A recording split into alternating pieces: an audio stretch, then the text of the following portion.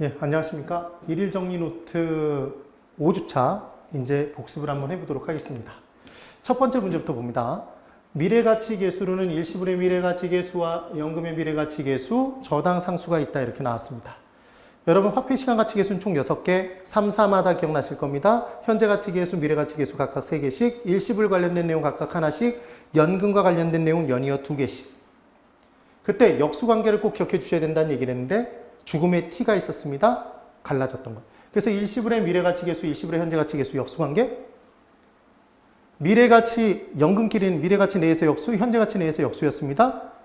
그때 기억하는 방법, 미음이 들어있으면 미래가치계수, 미음이 없으면 현재가치계수.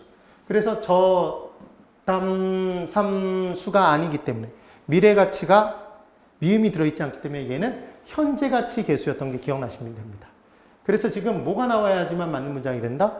감채기금계수가 나와줘야지만 5가 되는데 저당상수가 있어서 얘는 X다. 그래서 해설에 저당상수는 연금의 현재가치계수의 역수로 현재가치계수가 된다. 그럼 기억해 주십시오.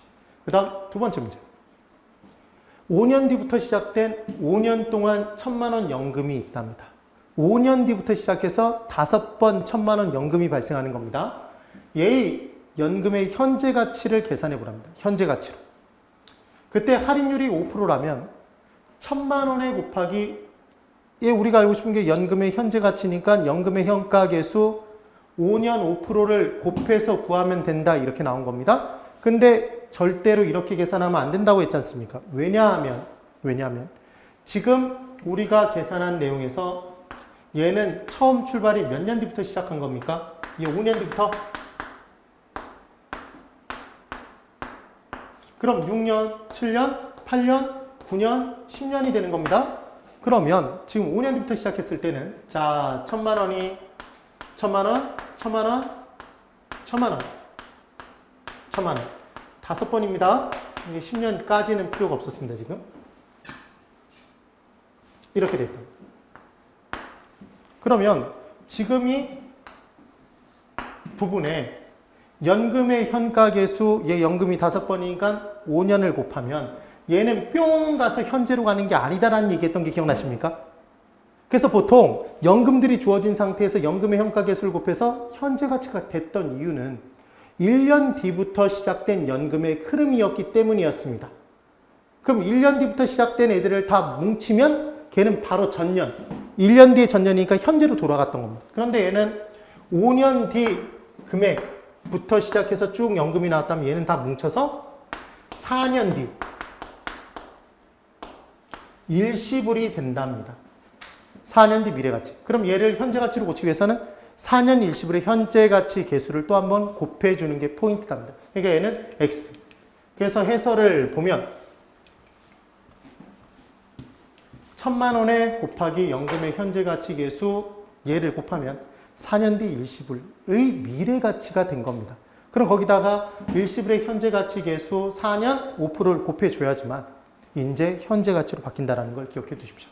그 다음 세 번째 문제.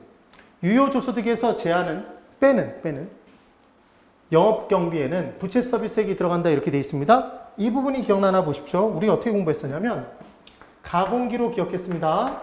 가능조소득에서 공실중단금 빼고 기타 소득 더하면 여기서부터 출발해서 조순 총리의 전과 후로 우리는 기억했던 겁니다. 조순 전후로 얘를 기억을 해뒀습니다. 그리고 사이에 뭘 낀다? 사이에 경저세를 꼈더라. 이게 기억이 나시면 됩니다. 경비와 저당과 세금. 그래야요. 지금 이 경비에는 보유기간 중에 제대로 임대하기에 필요한 경비에는 취득 시의 비용, 양도 시의 비용, 그리고 위에서 빼거나 더한 애들, 그리고 밑에서 뺄 놈들은 들어가지 않는다는 얘기했습니다. 그래서 이 영업경비에는 공실중단금 안 들어갔고 불량부채 충당금 들어가지 않았던 겁니다. 그 다음 이 영업경비에는 부채 서비스 당연히 안 들어갑니다. 영업경비에는 영업소득세 안 들어갔었습니다. 들어가지 않았었다.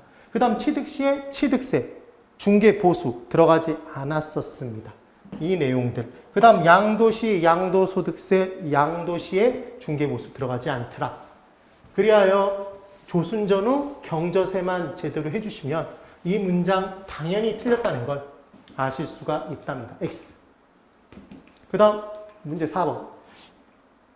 과세대상 소득을 영업소득세를 계산하기 위해 과세대상 소득을 계산할 때 조정하는 절차가 필요했었습니다. 그래서 우리 어떻게 외웠었냐면 전원일기에는 누가 살고 순위가 살고 순위는 무슨 안경을 쓰고 뿔대 안경을 쓰고 세금을 마감하러 간다.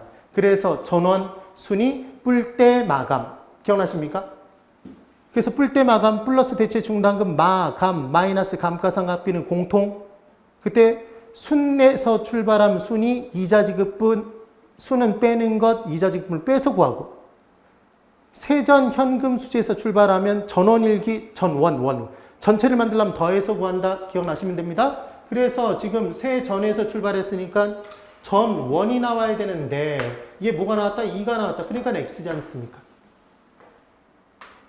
전원일기. 그래서 원금 상환분을 뭐해서 구한다? 더해서 구한다라고 나와줘야 된답니다. 전원순위 뿔대 마감. 이 내용. 그 다음 문제 5번. 세전현금 수지와 세후 현금 수지의 공통점은 둘 다 영업소득세 효과를 고려하는 데 있다. 여러분 어떻게 우리 공부했었냐면 지분 투자자는 소득이 들어오면 그 소득을 다 전체적으로 손에 쥐게 되는 게 아니라 빼고 손에 쥔다는 얘기했습니다. 지분 투자자는 그 소득을 발생시키기 위한 경비 빼고 남의 돈 저당 갚고 세금까지 뺀 후에 손에 쥐게 되더라. 그래서 세후 수익을 가지고 판단하는 게 가장 합리적인 투자 결정이었는데 그때 조순전후 중에 어떤 수익을 가지고 투자 결정을 내리냐에 따라서 고려를 해야 될 경비, 저당, 세금을 어디까지 고려했는지가 달라진다는 얘기했습니다. 기억하시는 방법은 나를 기준으로 위에 사람 고려하고 밑에 사람 고려하지 않는다. 내 직책이 과장이면 위에 부장님 고려해야 되고 대리는 고려하지 않는다. 기억나십니까? 그래서 어떻게 공부했었냐면 아까 적었던 내용 똑같이 적는다면 조순전후가 있습니다. 그래서 조순전후에 사이에 뭘 낀다? 경저세를 끼워주는 겁니다. 경저세만 딱 끼워준다. 그래 놓고 지금 뭐라고 그랬습니까? 세전과 세후의 공통점입니다. 공통점은 둘 다 영업소득세 효과를 고려하는 데 있다 돼 있는데 세전은 얘를 기준으로 보면 세금이 밑에 있습니까? 영업소득세가. 그러니까 영업소득세 효과는 고려하기 전인 겁니다. 그럼 세후는 위에 있습니까? 세금이. 그러니까 영업소득세 효과는 고려한 겁니다. 실은 세금을 뺀 후의 금액이니까 얘는 고려가 된 거고 빼기 전이니까 고려되지 않았답니다. 그때 간단하게 기억하는 방법은 나를 기준으로 그러니까 만약에 순영업소득이 기준이 되면 경비의 효과는 고려가 됐지만 저당과 세금의 효과는 고려되기 전인 겁니다. 꼭 정리를 해 두십시오. 그래서 조순전후 경저세만 할 수 있으면 모든 문제를 풀 수 있는 겁니다. 세전현금 수지는 영업소득세를 빼기 전이기 때문에 고려하지 못한 거고 얘는 고려가 된 겁니다. 되십니까? 네. 대단히 수고가 많으셨습니다. 고생 많으셨습니다.